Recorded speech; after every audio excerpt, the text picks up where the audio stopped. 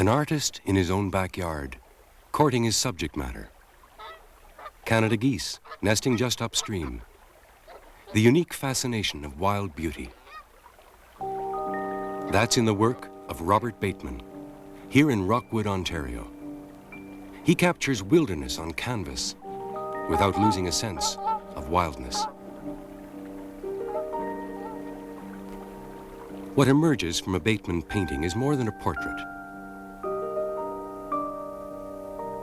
It's a moment in time, a moment redesigned by the artist, but still reflecting the design of nature.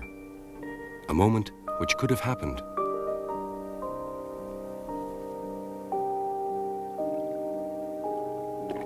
Robert Bateman was born with the eye of an artist. It was during his Toronto boyhood that he began acquiring also the perceptions of a naturalist. Now he roams the province's wilderness parks as he once did the Royal Ontario Museum, seeing not just the structural details of plant and animal life, but how each species fits into its environment, how it lives, what effect it has on its surroundings.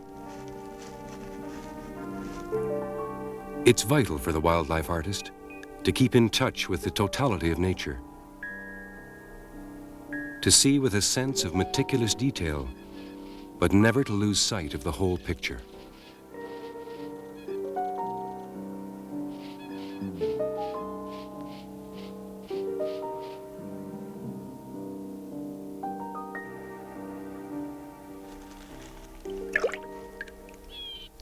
Beaver engineering creates wetlands, providing new opportunities for other species, opening up the right kind of environment for animals and plants. How the beaver is woven into the fabric of Ontario's woodland wildlife will be reflected in a Bateman painting, with all the immediacy of a photograph, but with something that no camera can ever quite capture.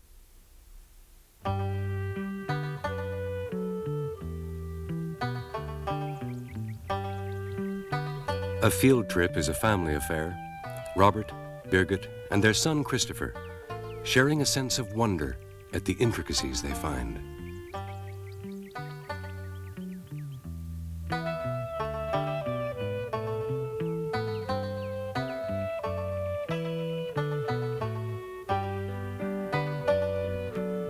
In childhood, it's a whole world of discovery. It's the same kind of world for the artist.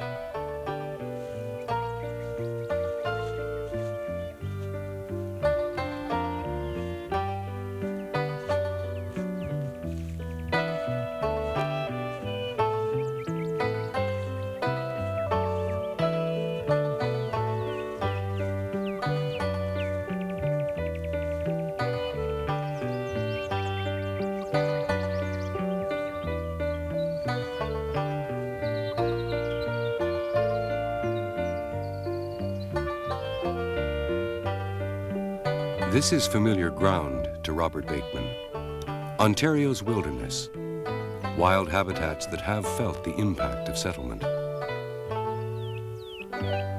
As a child, I spent lots of time exploring these very same hills in Haliburton County. Sheep grazed here then. Today the farms are deserted, leaving the pasture to revert to its natural state. Pioneer plants, such as lichens and mosses, and then cherry trees and sumac, will come along, and these will eventually be replaced by hardwoods. And the wildlife will change in response to the changed plant life.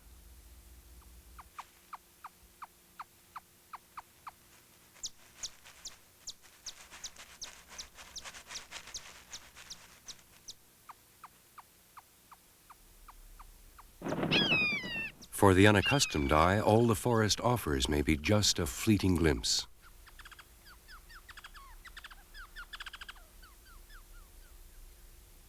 For the artist-naturalist, the wilds are never as empty as they may seem. There are countless discoveries to be made.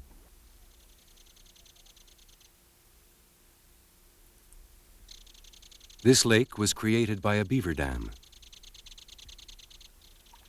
A raccoon prospects along the shoreline, probing for crayfish and other crustacean delicacies, with busy, sensitive nose and paws.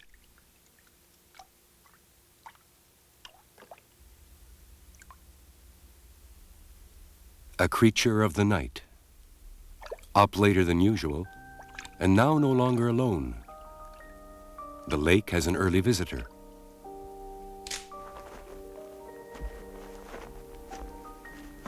Robert Bateman, prospecting for ideas, for images, fragments of nature, to enrich the textures of his paintings and make them more alive.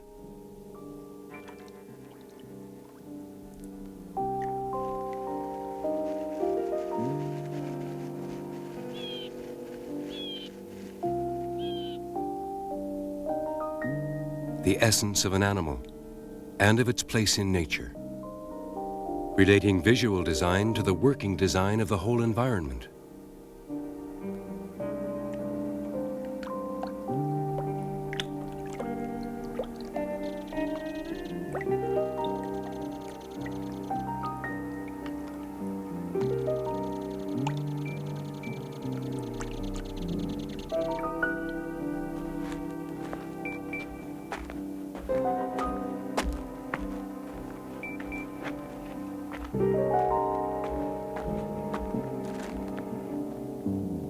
The powerful rhythms in this white pine intrigued me and resulted in this great horned owl painting.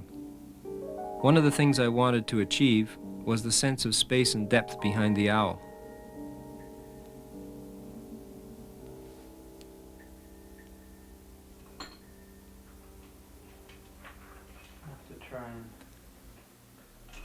A bit of what Bob Lewin was. Images multiply back in the studio. It's an environment that's as cluttered but just as workable as the natural habitats outside. Birgit Bateman keeps in touch with galleries from around the world, including the Tryon Gallery in London, England, one of the places where her husband's work has been acclaimed.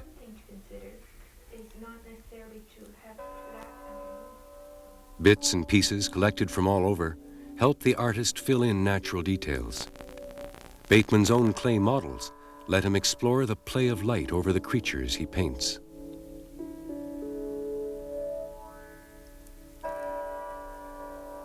Feather by feather, the image is built up until it recreates the presence of wild beauty. This is part of an exhibition put together for an opening in New York, an evocation of the spirit of American wilderness. A growing reputation built on insights and ingenuity. To capture this belted kingfisher in a moment of autumn, a model. The bird was found dead near a plate glass window and placed in a freezer, its wings positioned for flight. The artist's brush, in a way, brings it back to life, in the grace and vitality of an image that will endure as long as pigments last.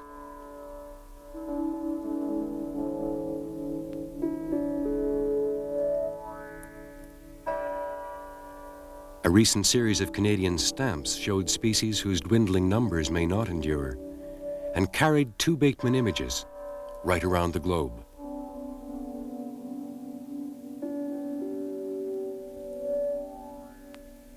Getting ready for a new exhibition is a hectic business.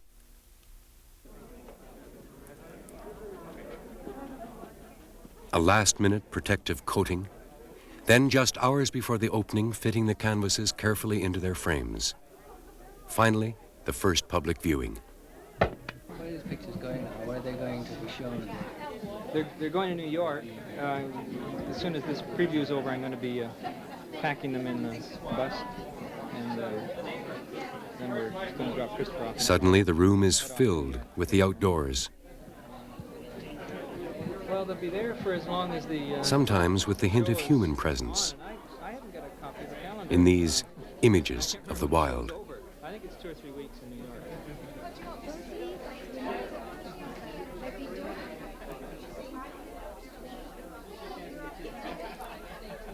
Bringing into the city a sense of wilderness and wonder.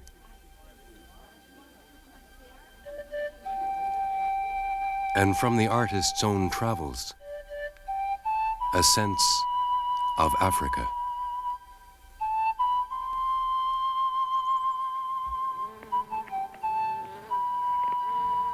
We came across this pride of lions early one morning. The kill had been made the previous day, and they'd been feeding throughout the night. All that remained of the wildebeest were the bones. Some of the pieces of meat were still clinging to them, and the lions were licking these off with their rasp-like tongues.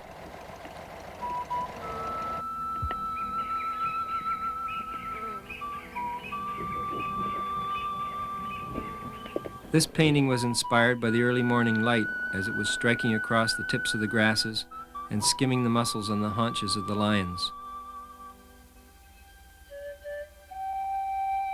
One lion had finished feeding and was standing motionless, watching the arrival of the vultures.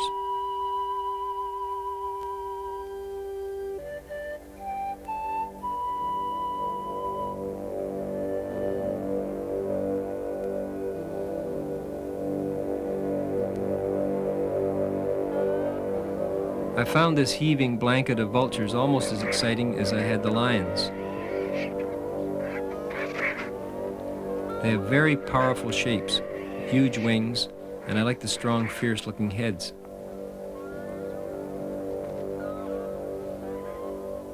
I particularly enjoyed doing this painting, getting out the seldom used red paint and working over the planes of the surface in the wildebeest skull.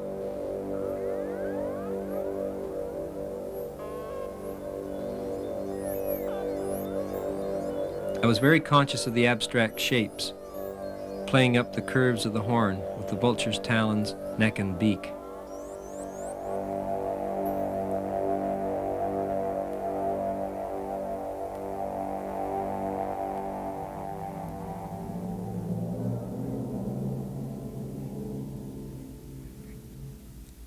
The wrestling elephants represent a sort of mountain or land mass. I often view large animals in this way. The wrinkles and hollows resembling hills and valleys. When painting these elephants, I felt like a climber or an explorer. Every square inch of the elephant is a different texture, a different type of wrinkle, or a different quality of surface.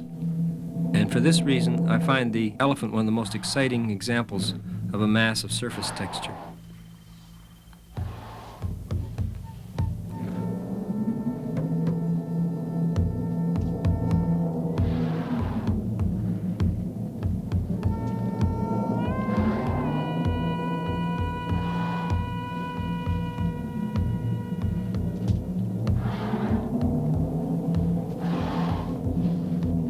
When on field trips, I make sketches, take photographs, and pick up bits of habitat. On one trip, I collected this particular bit of habitat left by the elephants. I find it has a pleasant kind of horse stable smell, which immediately takes me back to Africa. Back to ponderous elephants and miniature antelope, the dik-dik. The idea for the dik-dik painting occurred to me while in Africa, but the sketches and composition were put together back home in Rockwood. This is where my reference material of habitat and photographs proved really valuable.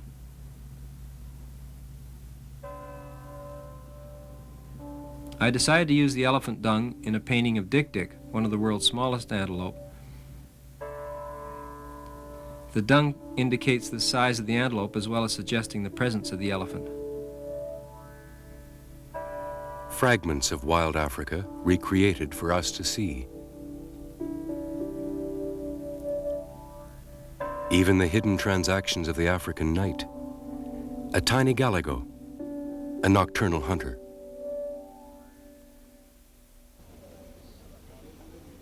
The Batemans joined this Canadian safari into the game parks. It was led by an old friend, nature photographer Norman Lightfoot. The trip was organized by the Federation of Ontario Naturalists. It was a paradise for birdwatchers.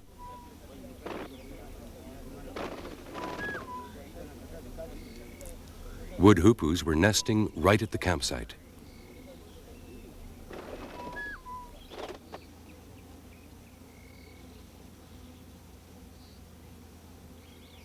To me, these plains are a veritable Garden of Eden that has managed to make it all the way into the last quarter of the 20th century.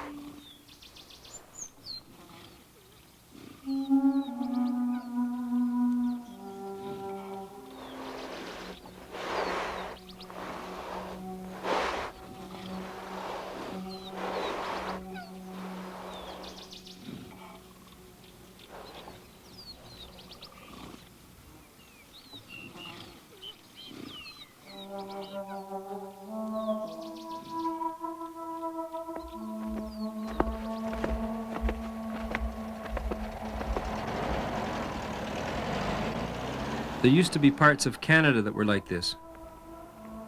Great herds of bison roamed the prairies until driven to the verge of extinction. These plains have a special meaning for Robert Bateman. Here he finds reminders of the majesty of wildness and of what is happening to wild nature everywhere. Here, at least, there are islands of refuge for these magnificent beasts. Sometimes a shape, a line, echoes and sums up a whole animal.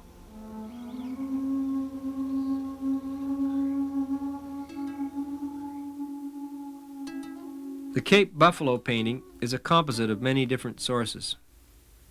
The tree from one place and the buffalo from another.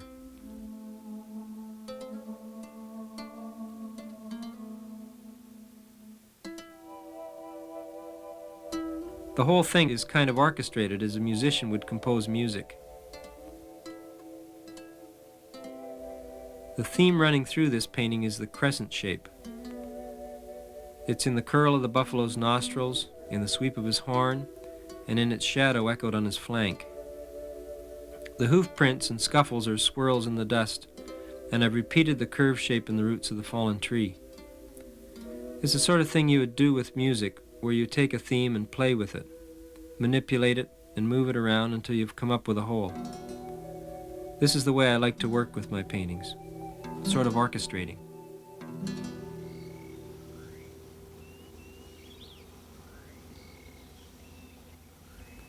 As soon as I saw this stump, I wanted it in a painting. It was a whole world in itself, a landscape of deep gorges, hills, and little valleys, almost like an elephant's skin, but with its own particular texture.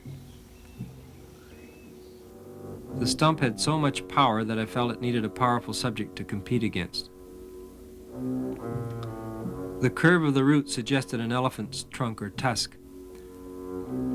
I decided to work on that symbolism and balance it with a herd of elephants. I made the stump the main subject and put the elephants behind a screen of partially chewed up bushes. Although the animals are in a spectacular pose, I deliberately tried to push them back by hiding them behind a veil of dust, as though they had been disturbed and are milling about trying to locate the source of their alarm.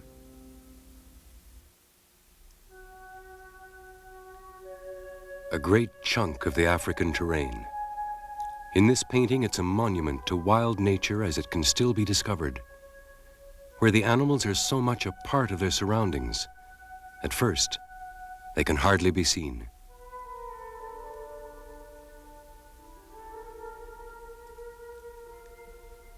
Every Bateman painting is a tribute to the harmonies and balances in nature, qualities that too often we deny ourselves.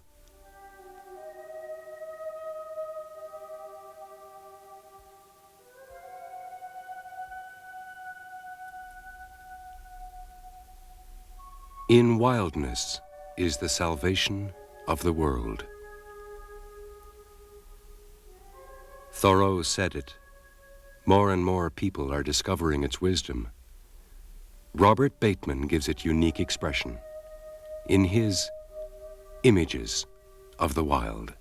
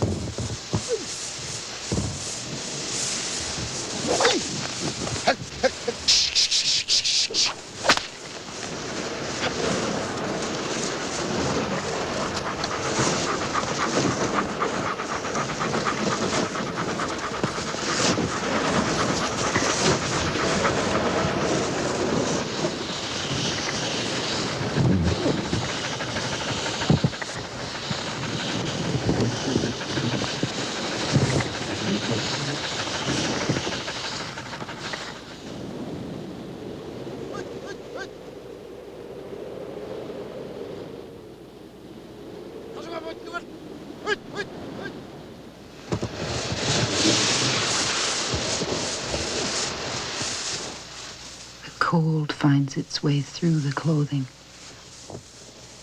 It's windy, as usual. Beyond these hills, we may see the lights of King Night.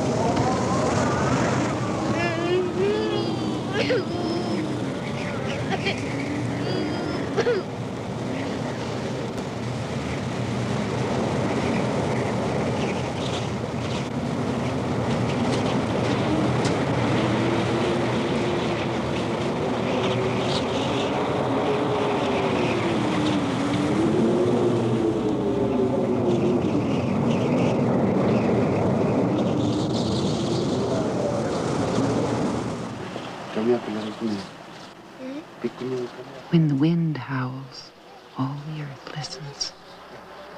I wonder if this house is strong enough.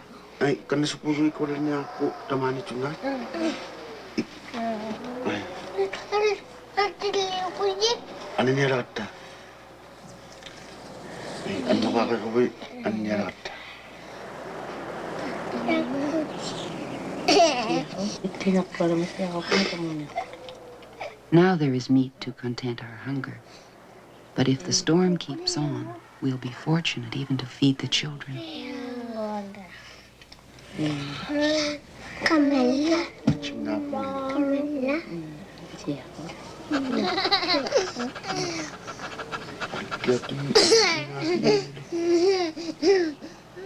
Adamy and Arnakuk want to play all the time until they fall asleep. Sometimes I am so full of thoughts, I do not want to sleep.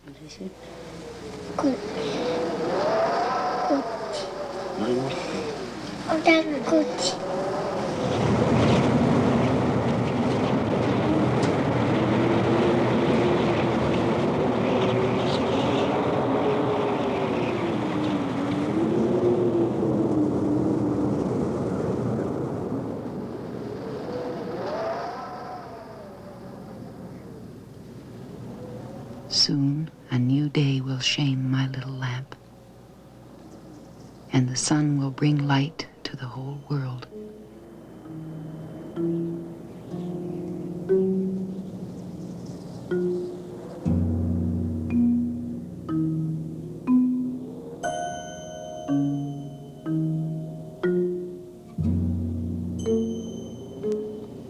Many are the thoughts that rush over me, like the wings of birds out of darkness. What What are thoughts? Are they like songs which just come with breath and are gone again?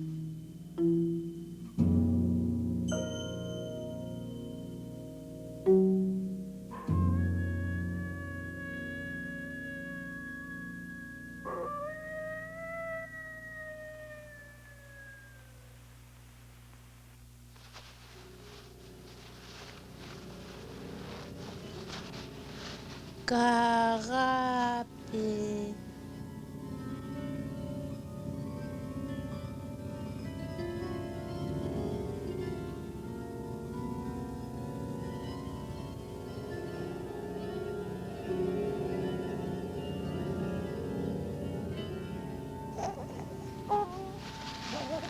Karapi nak tujuh api ubin.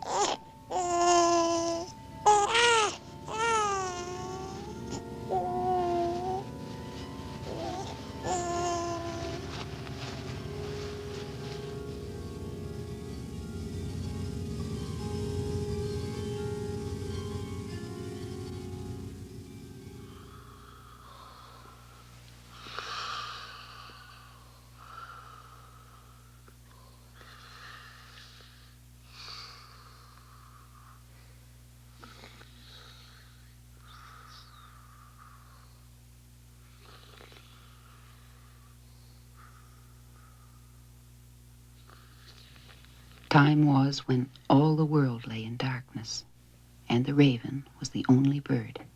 And like the raven, the world was black. But then Owl came into the world, and a light, white like himself, took possession.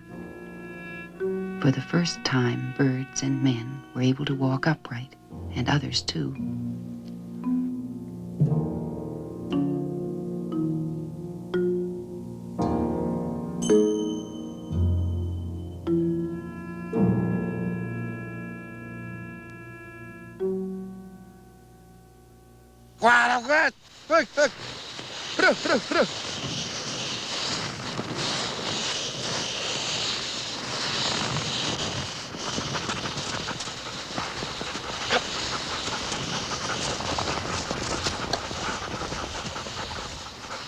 Our people have a very old saying. There is only one thing: to live to see the great day that dawns and the light that fills the world.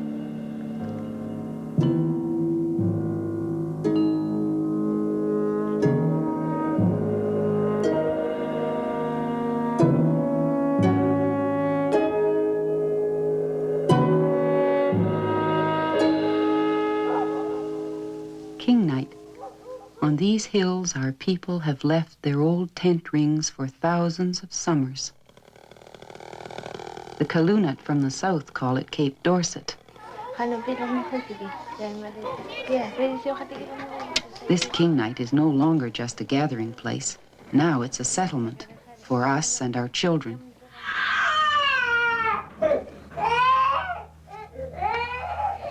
Something new is happening in King Night. Not so long ago, all the wooden houses belonged to the Kalunat. Now the ones marked with these two figures belong to us.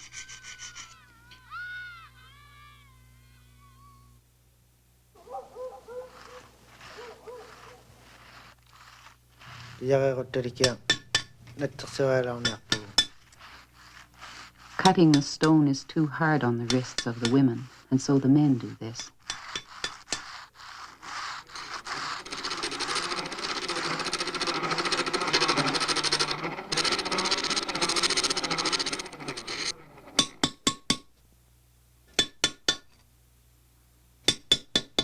Iola can really cut the blocks. He's a hunter, and he uses his harpoon and rifle skills. He's happy to cut blocks for the cooperative, but he's much happier to hunt, and the hunt is still the largest part of him.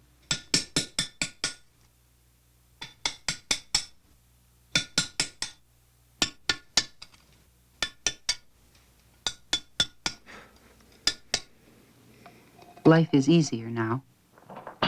We haven't forgotten when the hunt failed, how people suffered and disappeared. Now, between the hunts, we make our pictures about the hunt and life around us.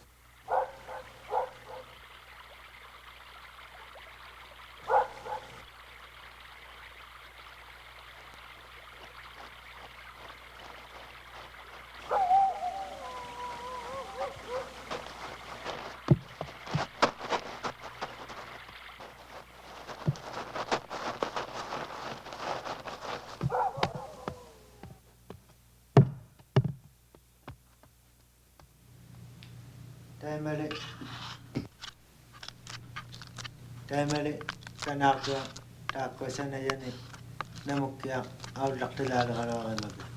Titaktuakti, the one employed by us to deal with the people from the south who desire our shadow prints. Lukta says the colors work better for him when the winter's cold has gone. The colors move better.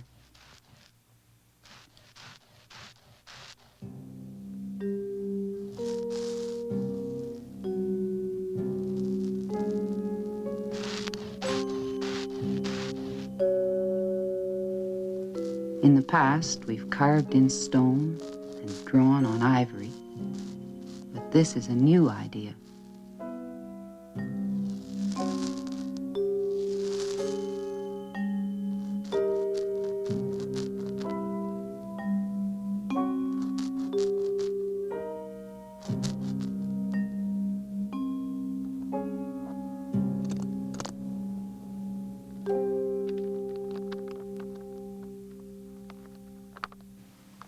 A piece of paper from the outside world as thin as the shell of a snowbird's egg.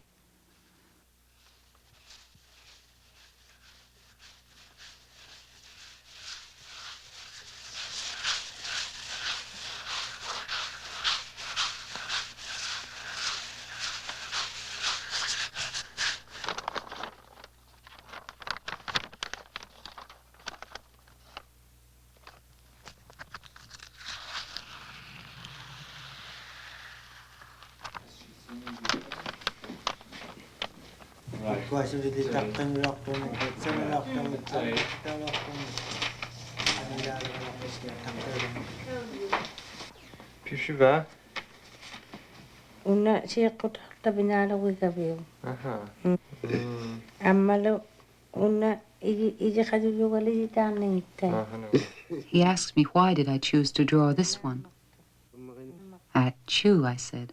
I don't know. But my husband says the spirits must have whispered in my ear. My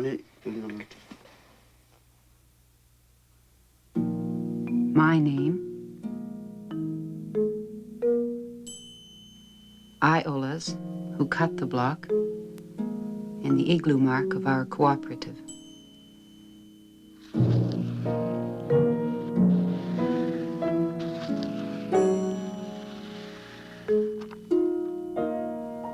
Think, from one of my drawings come 50 prints.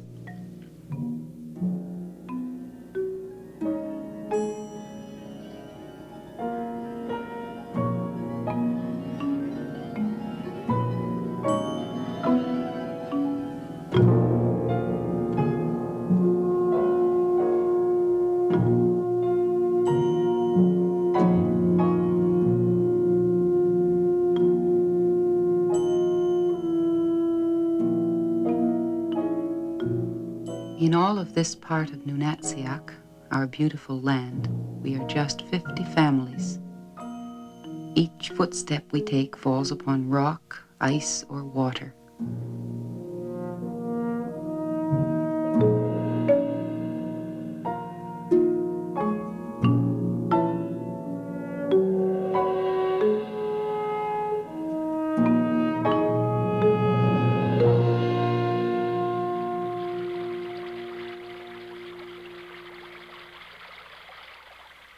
Everybody here can draw, but about 20 are very good at it.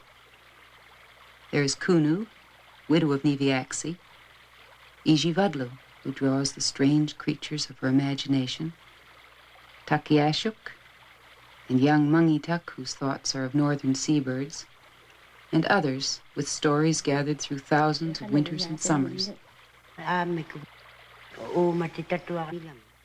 Par thinks of his youth as a time when all meat was tender and no game too swift for him. Now he is content to draw the pictures of his childhood. Kiachu is like us all. Once we grow old, we like to pass on our stories to our grandchildren.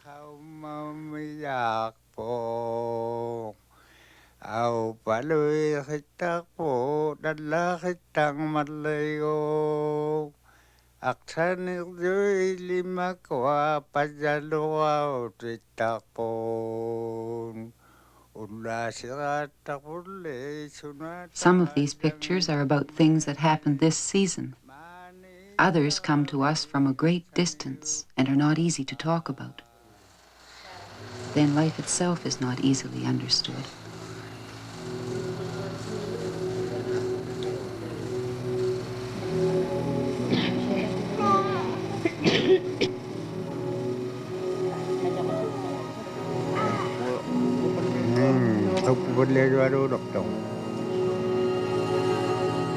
When I look at these pictures, I see they too are shadows.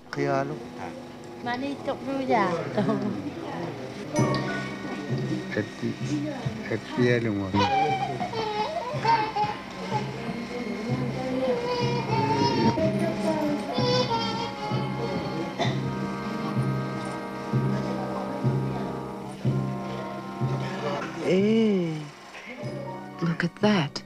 We thought it was flat. They think it's round. How strange to find the sun is so much farther away than the moon. We always thought it was the same distance. These people who made the sun and moon's picture, they know the whole world and more. I know the world between here and our camp. That is all I know.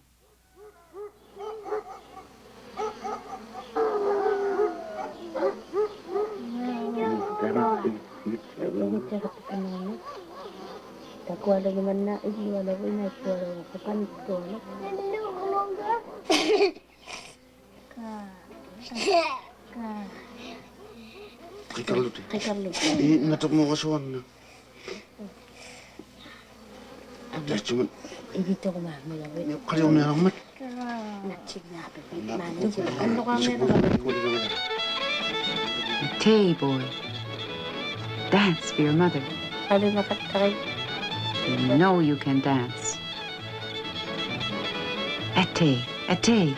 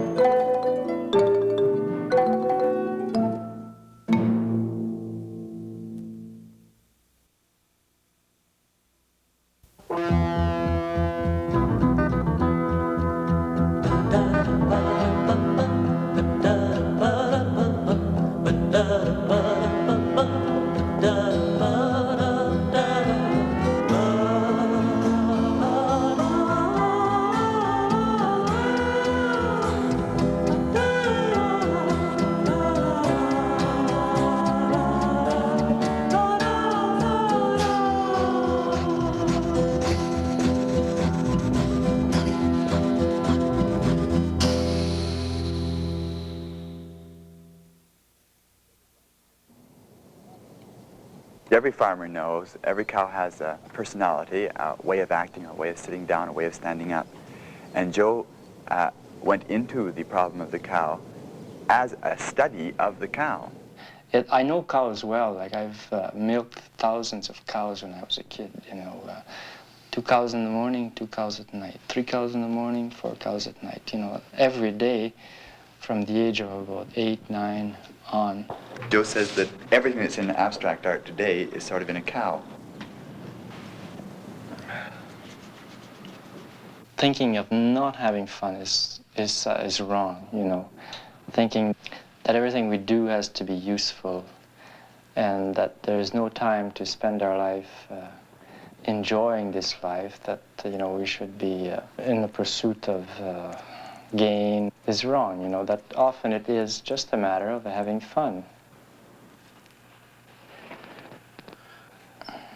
You see them piling up like a nice little assembly line. Well, and you sell them as a little souvenir. Somebody comes in, they don't want to buy a big piece, sell them a little cow for $1, you know. I've made about, rough estimate, between 300 and 400 from this mold. Little cows like this. I make this when I'm watching TV, you know, just so I don't totally waste my time. You can cut that out.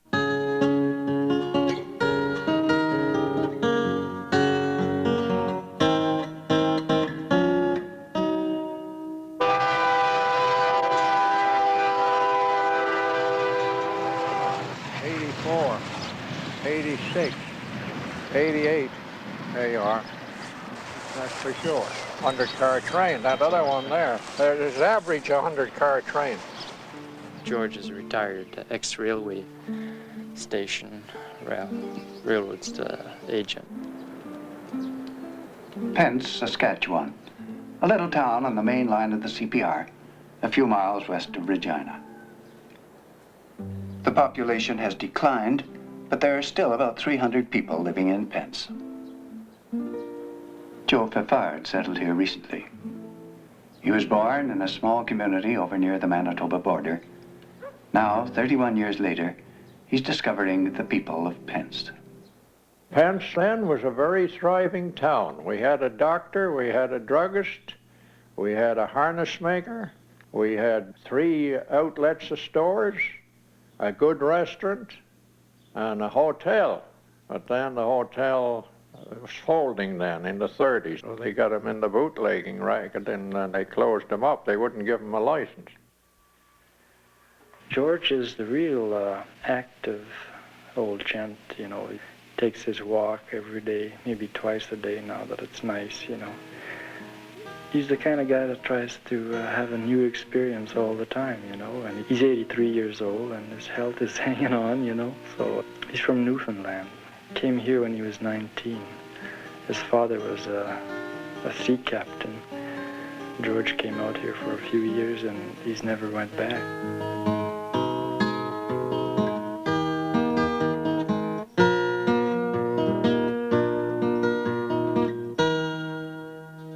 After he started to come out here, there's been 5 trailers come in here since and settled right in this town from Regina. And I believe Joe had something to do with telling them, well, that's your place to go. It's a short distance from the 2 cities, 16 miles from the city of Regina and about 22 miles from Moose Jaw. Hamburger bun and a side of chips and fried chicken on one.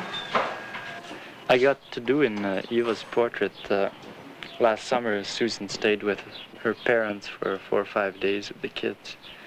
So I just got really lazy and I didn't want to do any cooking. So I ate at the cafe and the idea for the portrait came. I know, I realize. I went to Vancouver for a year and I just was so glad to get back here right even in the middle of winter. I was glad to be back in Pence. And if you're lonesome some night, you look out, you see somebody's lights on, you go over and visit for a while. I am more than her. He done me, he sculptured me. And I didn't know he was doing it. And he showed me at the horticultural show up here, and somebody come down from the hall and said, you better come on up the hall and see yourself. Golly, I walked in the door and I said there was no mistaking who it was, I tell you. I was standing there with my feet crossed. It was just so real. It was. So anyway, I asked Joe how much he wanted for it. And he said, oh, I'll tell you what, I'll give it to you for half price. And I said, what's half price? He said, $100. I said, oh my God, I'm not worth that. Alive, let alone done now. Anyway, 2 or 3 days afterwards, he came in with a letter, and they said, we've sold Eva, so I'm gone.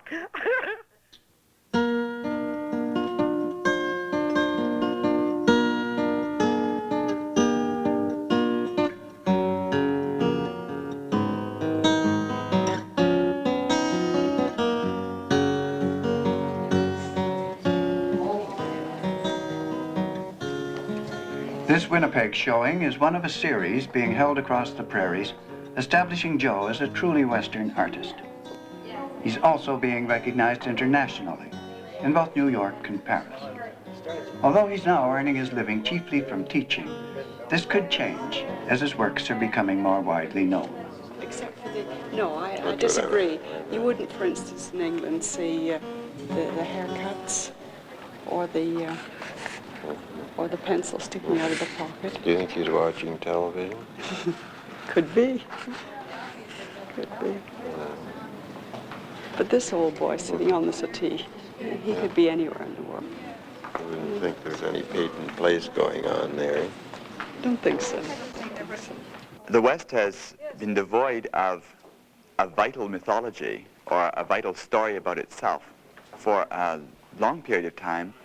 And what's happened in the prairies in Canada for the last 5 or 6 years at least is that a new kind of story about ourselves has been taking place, and it's mostly a story of the farmer.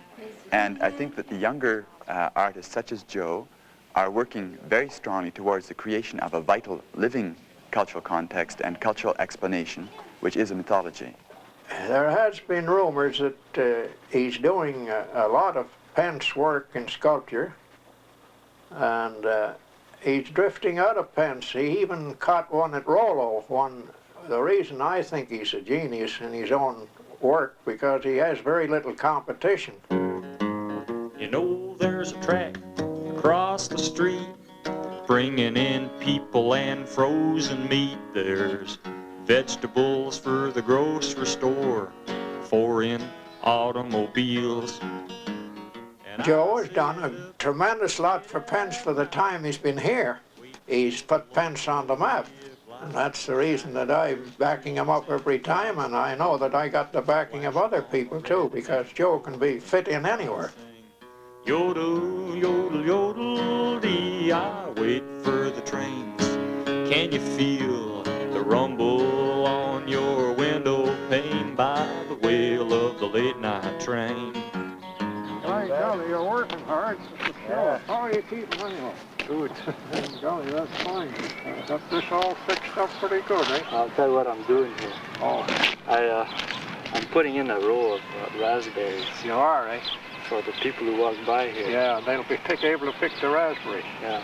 It'll also keep the kids out of the garden, you see. Well, you got to quit this ceramics and go into gardening, I can see that. Yeah. When you come back from Paris, I don't know. I guess your wife will be gone, I'm afraid. Yeah. You think so? Let's go down. A small town like this, it's more human size for me.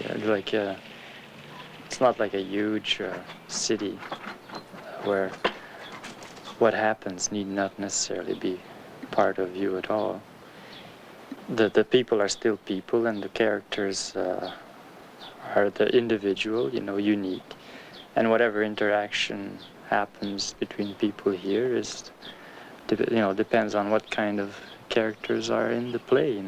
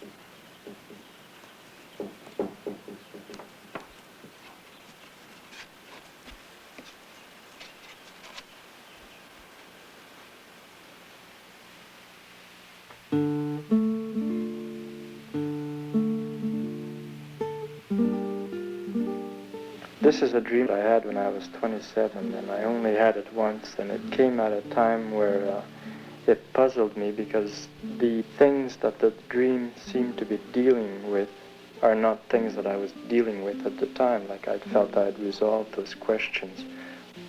I was 18 again, and I was back in the small hamlet that I was brought up in. And there was a priest in it, and a store, and whatnot. And we lived at one end of town, and the church was at the other end. In this dream, I took off all my clothes, and I walked down the road of the hamlet, and nobody paid attention, except when I got to the front of the church. Then the priest came out of the rectory, and it was a nice old priest that I admire very much still, but he came out and he was screaming and he was coming towards me, and I became very frightened. And I decided that my only real course was to stand up to this thing. And the more I gained power to stare at him, he got smaller, until I had to kneel down in the gravel to look at him. And there he was down there, still screaming. Well, instead of picking him up, I just swat him with my hand. And when I turned it over, there was a little dead yellow bird there. And then in my dream, my mother walked by and she saw this little dead yellow bird. She didn't make any comment on the fact that I was naked. She just said, "Ça c'est de valeur," which means that's too bad, but it means a little more. It means that was of some value as well, you know. Now when I do make a portrait of somebody, I shrink them so far in clay, I don't have to get them any smaller or distort them or turn them into monsters. It's a way of learning how to love these people rather than putting them down for being themselves, you know.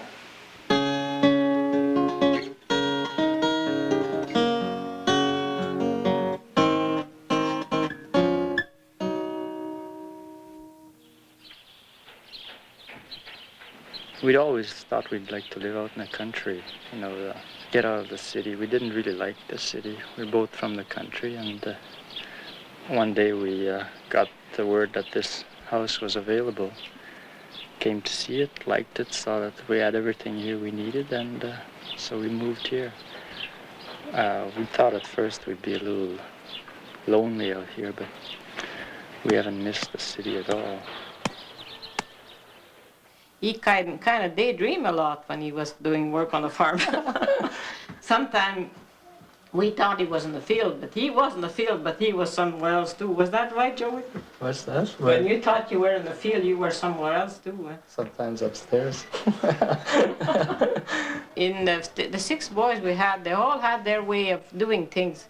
Like my son, Bernal, is a building mover and a farmer at the same time. Joey, well, he was an artist. He started off with hardly nothing and kept on his work. And Philip, well, he had something else to do. And Guy was a good farmer. And Claude, well, he had his little way in life, and he became a lawyer. And then Jacques, well, he's the youngest one. That was really our baby boy. But we had 3 girls after him. We couldn't afford Christmas gifts, so we made them. I made a thrashing machine once, and I'm sorry now that it burned down, because it was very nice.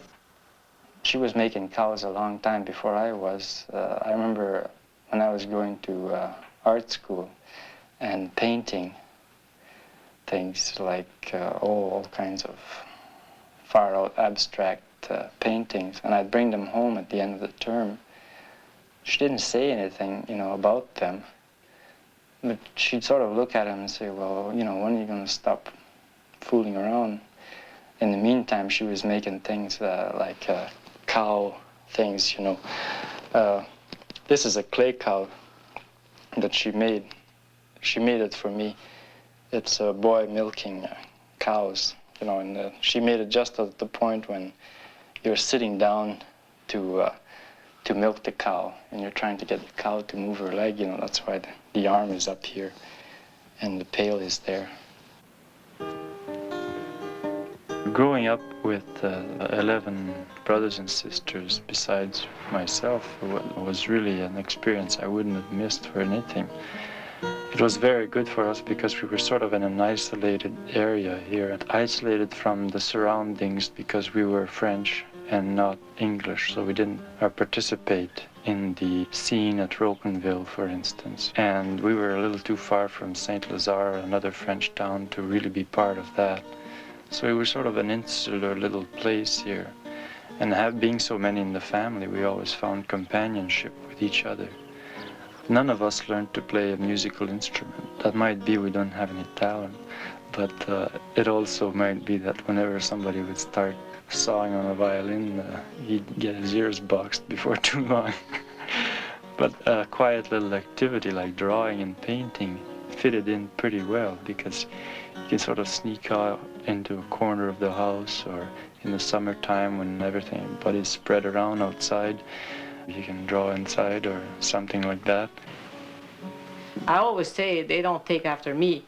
Most of them take after their dad, because he was very, I wouldn't know how to say it in English, but he was a man of great virtue, their dad. And I think they do remember him as that too. The one of my dad was very strong, like the urge to do it this way, like, you know, because I knew him so well, you know, but I'm getting to know somebody pretty well, then the image gets, you know, really strong. And then give me blankets, This is Jan Wire, a farmer who all his life has been painting, just for fun. You know that painting? I made it for this, put on the bed. That's one of the last pictures they make it. Yeah. I make it at home in Kipling. I bought that one from you. Do you remember that? I bought it? Oh, yeah. It was quite an experience for me to go and see the old man and see his present situation, to see the kind of personality that has been producing these paintings that I've been appreciating for so many years, you know. I think Jan Wires just personifies what I advocate in work, is a nice naturalness and a way of doing things that doesn't depend on formula and rules and stuff like that, but depends on an inner sense about things that John Wire seems to just naturally do, you know, and I think that he, for me, stood for that.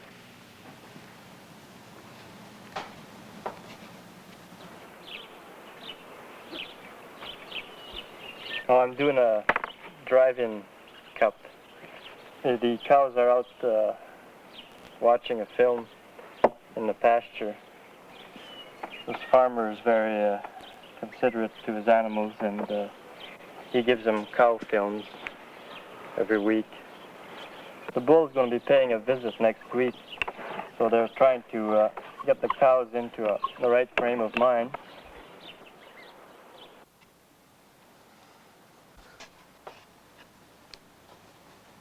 For me, when I was a kid, you know, species didn't have a sex. Like, to me, cows were mothers and horses were fathers.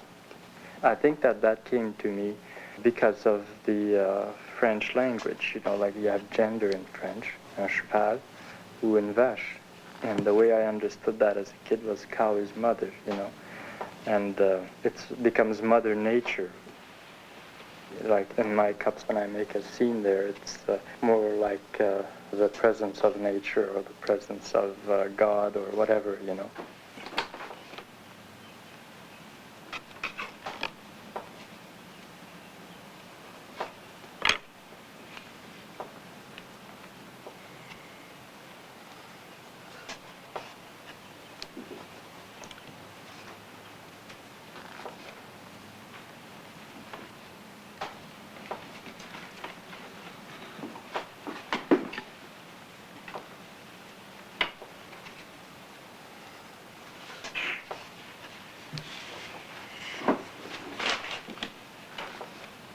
One evening we went to a drama thing that was put on by the High Sea Club here. And I saw that there was a lot of energy, you know, in these young people, that if somebody took any trouble to, you know, to direct it, they would just do something with it. So I asked our babysitter, who was part of that group, if they were interested in doing something, and she said that they wanted to do a turtle. Oh, come on. Oh, I'm sorry. It's very, very difficult, I know. It's because I'm also teaching at an art school where you may have between 50 and 70 students under your care. How do you get each one to have a real experience? When somebody goes to an art school who has some kind of vision, I think that it should be carefully allowed to nurture, to grow, instead of being wiped out and new seeds planted in its place. Not so hard. Get closer to it before you let it go. Good. Oh, okay, good. Could I have another handful, please? There is not another handful. I got some. So don't breathe on that now. I've tried different things, and some have worked better than others. And one that I think has worked to a certain degree is the group sessions where we built one piece of sculpture all together, sort of on a master-apprentice kind of situation. It isn't like the last word in art educating.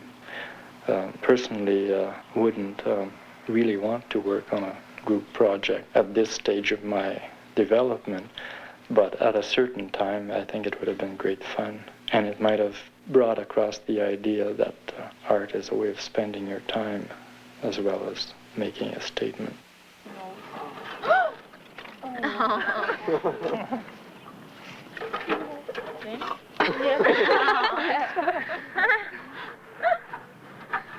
I had a grasshopper in mind, but it was a group thing, so I just said, okay, we'll do a turtle.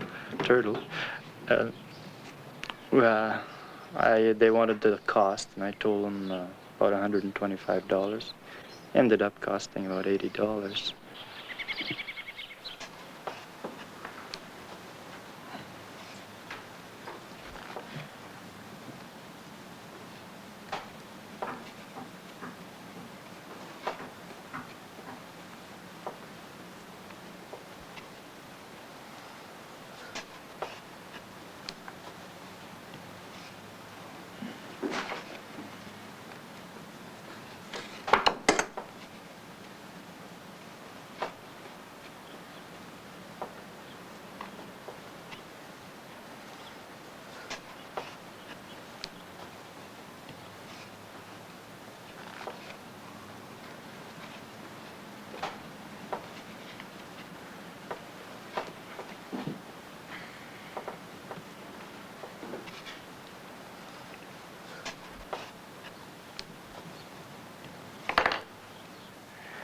It's just a joy, to make these things out of clay and get the thing just right.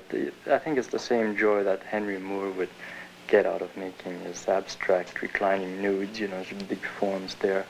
But I'm a little man, so I don't have to work that big, to get that kind of kick.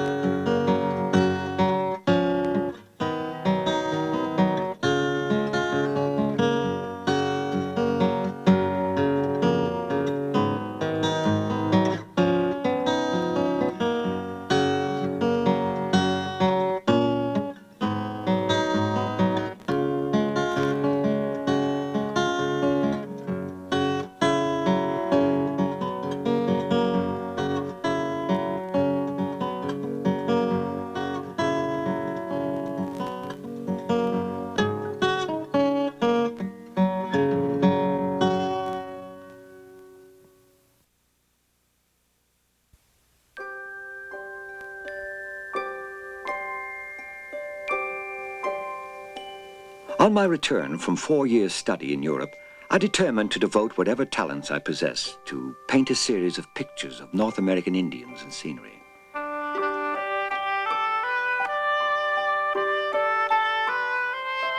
British North America, 1845.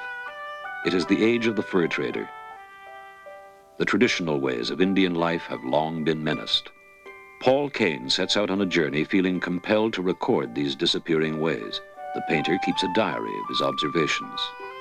I had been accustomed to see hundreds of Indians about Little York, muddy and dirty. Now the city of Toronto, bursting forth in all its energy and commercial strength. The face of the red man is now no longer seen. All traces of his footsteps have fast been obliterated from his once favorite haunts. Those who would see the aborigines of this country in their natural state must travel far through the pathless forest to find them.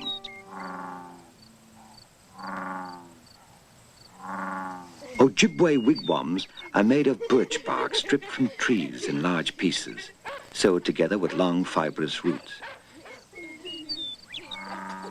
Their canoes are also made of birch bark stretched over a very light frame. I bought a canoe and provisions and embarked with a companion. The Indians assemble annually at Manitowoc from all parts of Lakes Huron, Nipissing, and Superior, and from all the neighboring islands. Makosa, Ottawa Chief. Ojibwe, from Michipicoten Island. Assabonish, Principal Ottawa Chief. Shawanosi. Masconoonge. Obanwayashkum. The Indians subsist chiefly on fish. They have agricultural skill and industry, having cultivated patches of wheat, corn, and potatoes under the able guidance of missionaries.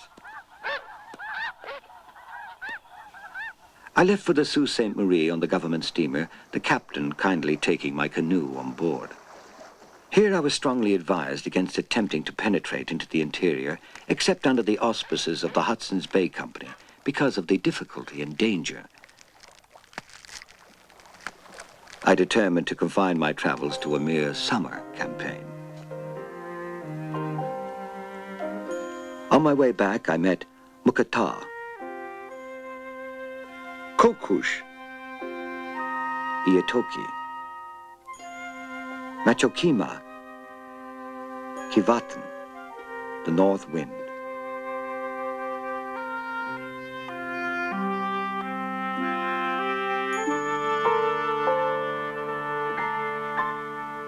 On the Fox River, I saw spearing fish by the light of blazing pine knots and roots in an iron frame.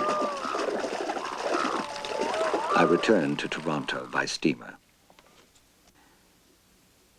At Lachine in March, having exhibited the sketches I had made, the governor entered cordially into my plan. He wrote to the company factors. May I introduce an artist on a professional tour? Would you show him hospitality and afford him passage in the company's craft free of charge? At Kakabeka Falls above Lake Superior, Kane joins the voyageur on May 24th, 1846.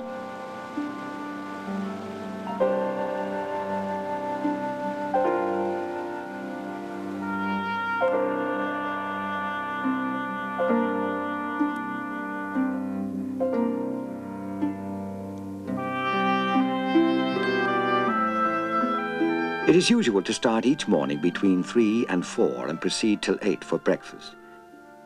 Then continue steadily on until an hour before sunset to give the men time to prepare for the night. The only rest allowed, at intervals of an hour, when all hands stop 2 or 3 minutes to fill their pipes. We ran 3 or 4 beautiful rapids today in our canoes, the men showing great expertness in their management, although much risk attends it.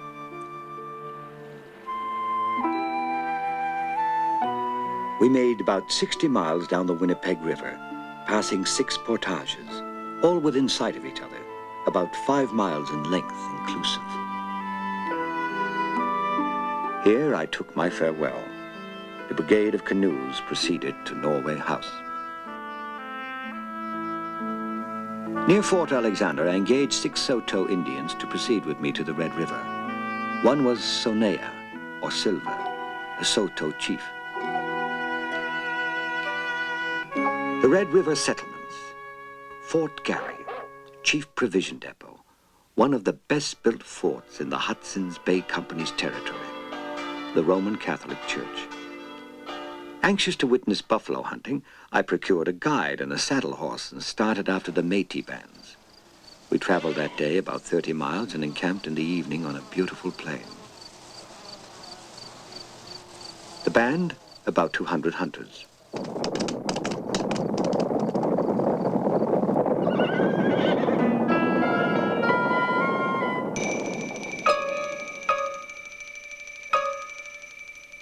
In a company sloop, it took a week to sail from the stone fort to Norway House. I remained a month. At the encampment, I got out my materials and took a sketch of the York boats, crowding on all sail to escape a thunderstorm rolling fast after them.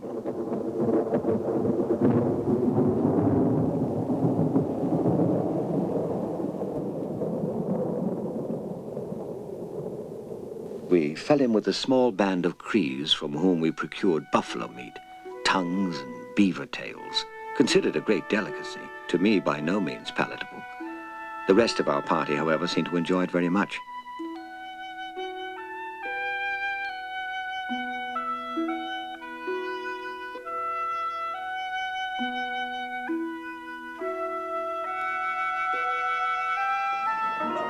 We accompanied a party of hunters proceeding to a buffalo pound about 6 miles off. The enclosure, about 2 acres. A man chants a prayer to the Great Spirit that the buffaloes may be numerous and fat. I made a sketch of a skushkush, a Cree brave, and a Cree medicine pipe stem bearer. We saw many Indians, Blackfoot, Bloods, Sarsis, Grovant, and Piegans.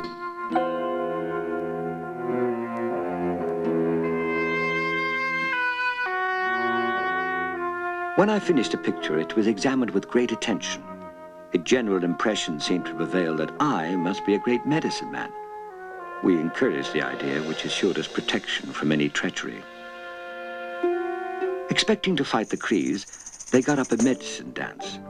I was solemnly invited to add my magical powers, being placed in the best position to make my sketch.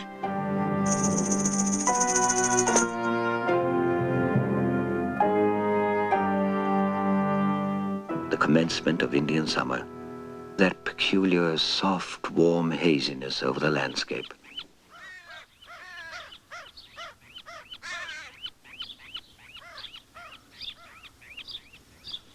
As for seeing Aborigines, no district can be more advantageous. Many great tribes come twice annually to sell buffalo meat. Edmonton has to provision many other districts with pemmican. The employment? Building boats for the trade. I painted a Cree Indian.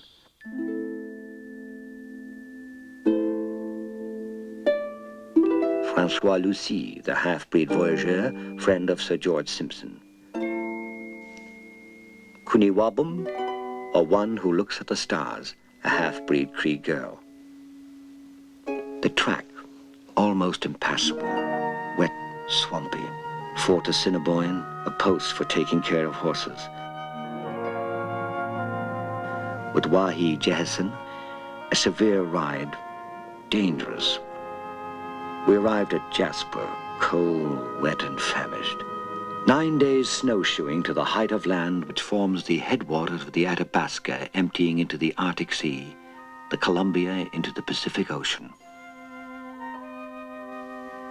At the boat encampment, the company's men had been awaiting our arrival 39 days, fearing we had either been cut off by Indians or had found it impossible to cross the mountains.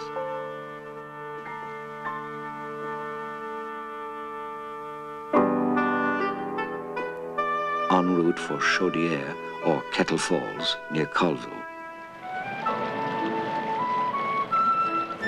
Here the salmon commenced their ascent in almost incredible numbers for nearly 2 months, affording a sufficient supply to last the whole year. A principal Qualpe game of chance, played with short spears and bead rings.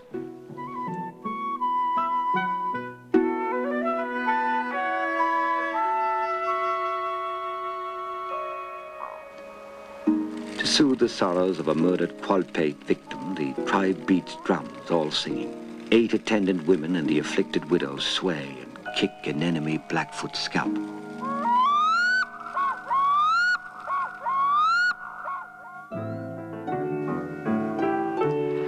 I painted a waterfall no white man had ever seen, and the rocks of the Cayuse girls. Nez Perce Indians at Walla Walla live almost entirely upon salmon throughout the whole year. Chief Paw Paw Mau Mau and Chief Slowacum inhabit an area where the fort is kept up for trading with the interior.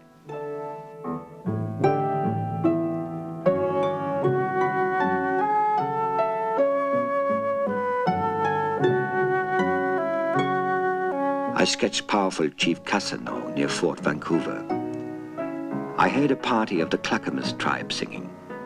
It was particularly sweet and wild, but the ease with which they can procure spirits has dwindled them down to 6 lodges. Mount St. Helens. Collets and Chinooks do not believe in any future state of punishment, but obtain all good from the great high chief to whose happy hunting grounds they will go.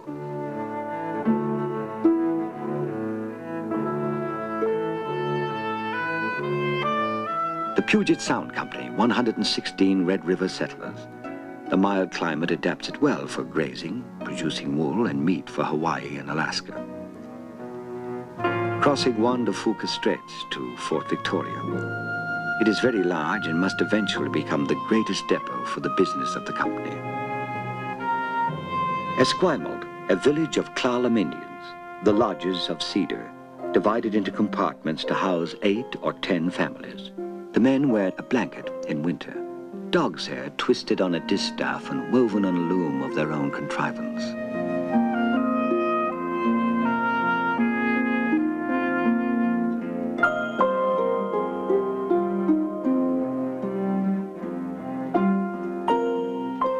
Head Chief Kayaklak of the Klallams. This tribe flattened the head. Sorshia, head of the Kawakams, Gulf of Georgia, who possessed much wealth. Simpson Chief. The cap, fibers of cedar bark. The blanket, wool of mountain sheep.